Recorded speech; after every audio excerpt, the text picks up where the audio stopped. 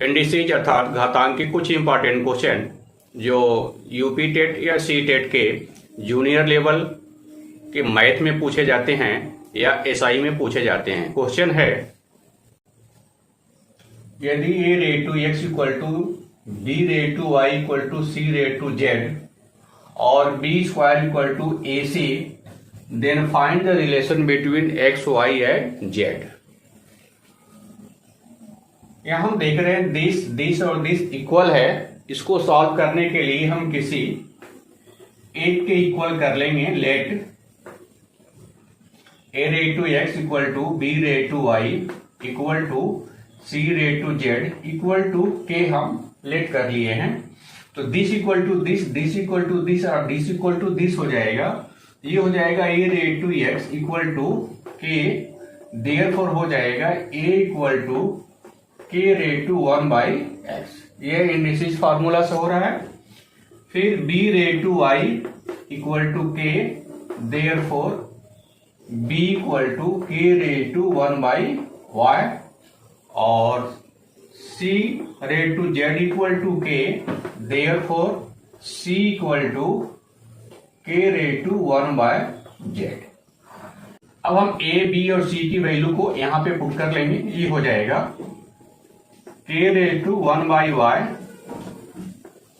Square equal to के rate to 1/x into K rate to 1/z। यहां base same है, index plus हो जाएगा। यहां पावर पे पावर है तो इसका मल्टीप्लाई हो जाएगा। ये हो जाएगा के rate to 2/y equal to के rate to 1/x plus 1/z। Base यहां देख रहे हैं कि दोनों सेम है तो इंडेक्स को हम इक्वल कर लेते हैं। ये हो जाएगा 2/y equal to 1/x plus 1/z। इस प्रकार से हमने देखा एक्स वाई जेड में जो रिलेशन फाइंड होता है वह 2/y equal to 1/x plus 1/z। अब ऑप्शन में ये दे सकता है, इसमें से कोई ऑप्शन दे सकता है, इसका सीक्वेंस चेंज करके भी ऑप्शन दे सकता है, या इसका ये भी दे सकता है कि इसकी वैल्यू में अगर हम इसको प्लस कर दें तो ये हो जाएगा 2/y equal to x plus Z by X Z. यह भी हो सकता है, या अगर हम इसका इनवर्टेंडो कर दें, नीचे का ऊपर ऊपर का नीचे तो हो जाएगा y/2 equal to X Z upon X plus Z, या इसको हम लिख सकते हैं y equal to 2xz by X plus Z. तो हमारा आंसर यह भी ऑप्शन में हो सकता है, हमारा ऑप्शन यह भी ऑप्शन में हो सकता है, और हमारा आंसर ऑप्शन में यह भी हो सकता है कि कोई भी रिलेशन जो है पेपर में पूछ सकता है। और इस प्रकार के क्वेश्चन प्रायः मैथ के जूनियर लेवल के पेपर में पूछे जा सकते हैं। सी टेट या एसआई में भी इस प्रकार के क्वेश्चन होते हैं। एक और हम क्वेश्चन लेते हैं, यदि x rate to 4 into Y cube into Z square equal to 98000, तो x plus Y plus Z की वैल्यू फाइंड करो। इस प्रकार का क्वेश्चन ऑलरेडी पेपर में आ चुका है और आने की संभावना है। ये मैंने दूसरा क्वेश्चन लिया हुआ है। इसके लिए क्या करेंगे, पहले इसका फैक्टर करके इस फॉर्म में इसको राइट करेंगे। तो जब हम इसका फैक्टर करेंगे तो इसको सिंपली हम इस प्रकार से फैक्टर करते हुए पहले जाएंगे। पहले देख रहे हैं 10 से सीधे हम इसको डिवाइड करते हुए लेकर के जाएंगे तो 9/8 इतना हो जाएगा। फिर 10 से कर लेंगे तो 9/8 इतना हो जाएगा। फिर 10 से कर लेंगे तो 98 हो जाएगा। अब ये किससे डिवाइड हो जाएगा, 2 से डिवाइड हो जाएगा तो हम 2 से डिवाइड कर देंगे, 2 4 जा, और ये डिवाइड हो जाएगा 7 इंटू 7 इस तरह से। तो हमने देखा इसको फैक्टर के फॉर्म में राइट कर सकते हैं। इसमें 2 इंटू 5, 2 इंटू 5, 2 इंटू 5 एंड 2 इस प्रकार से हमने देखा कि 2 1 2 3 4 टाइम राइट किया गया है। तो 2 रेट टू 4 हो जाएगा, और 5 यहां भी है, यहां भी है, यहां भी है, तो 5 क्यूब हो जाएगा और z into Z, sorry 7 into 7 ये हो जाएगा इंटू 7 स्क्वायर।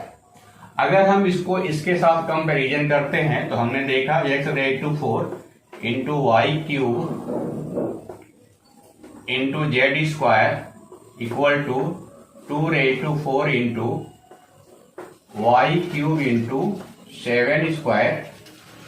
सेम पावर को उसके बेस के साथ इक्वलाइज करेंगे, x raise to 4 2 raise to 4, तो यहां पर हम x की वैल्यू 2 राइट कर लेंगे, फिर y क्यूब 5 क्यूब, तो y इक्वल टू 5 हो जाएगा, z स्क्वायर 7 स्क्वायर, तो z इक्वल टू 7 हो जाएगा।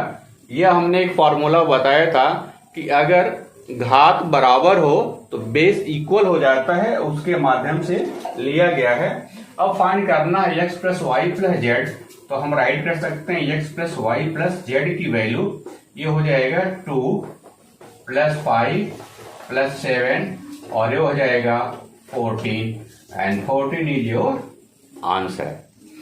क्वेश्चन में यह भी ऑप्शन पूछा जा सकता है या एक्स वाई जेड का मल्टीप्लाई करके भी आंसर पूछा जा सकता है कि एक्स वाई जेड की वैल्यू क्या होगी, तो इसका हम आपस में मल्टीप्लाई करेंगे, तो 5 2 जा 10, 10 7 जा 70, तो एक्स वाई जेड की वैल्यू 70 भी हो सकती है। फिर 1 अपान x plus 1 upon y plus 1 upon Z की वैल्यू क्या होगी, इस प्रकार से भी आंसर पूछा जा सकता है। तो इस प्रकार से क्वेश्चन एक ही रहता है, पूछने का तरीका कई हो सकता है और ऑप्शन देने का भी तरीका कई हो सकता है। तो आप कंफ्यूज ना हो, आप सॉल्यूशन अच्छे से कर लें और सॉल्यूशन करने के बाद उसका आंसर फाइंड कर लें। और इसी प्रकार आज का हमारा टॉपिक इसी पर समाप्त होता है। आई थिंक कि आज का ये क्वेश्चन आप सभी लोगों को पेपर में सहायक सिद्ध होगा।